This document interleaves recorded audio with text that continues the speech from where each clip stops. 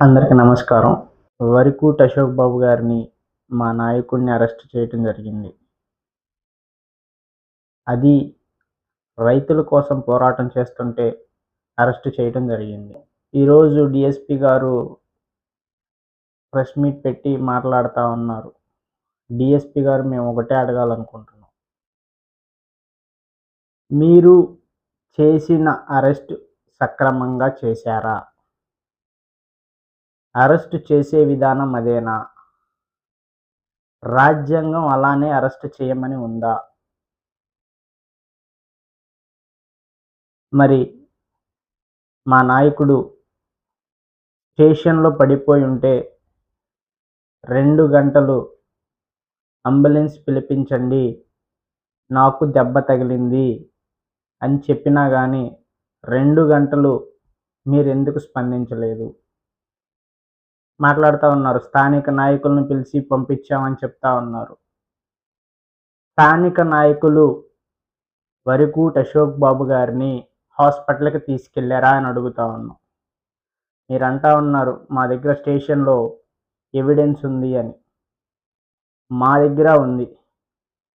ఎవరు అంబులెన్స్‌లో ముందు కూర్చొని అంబులెన్స్‌ని గవర్నమెంట్ హాస్పిటల్‌కి తీసుకెళ్లారని క్లియర్ ప్రూఫ్ మా దగ్గర ఉంది.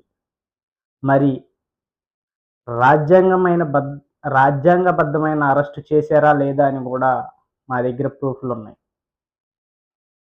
ఒక ప్రజాప్రతినిధిని, ఒక నియోజకవర్గ సమన్వయకర్తని వెన్నుపూస మీద గుద్దుకుంటూ తీసుకెళ్లారు.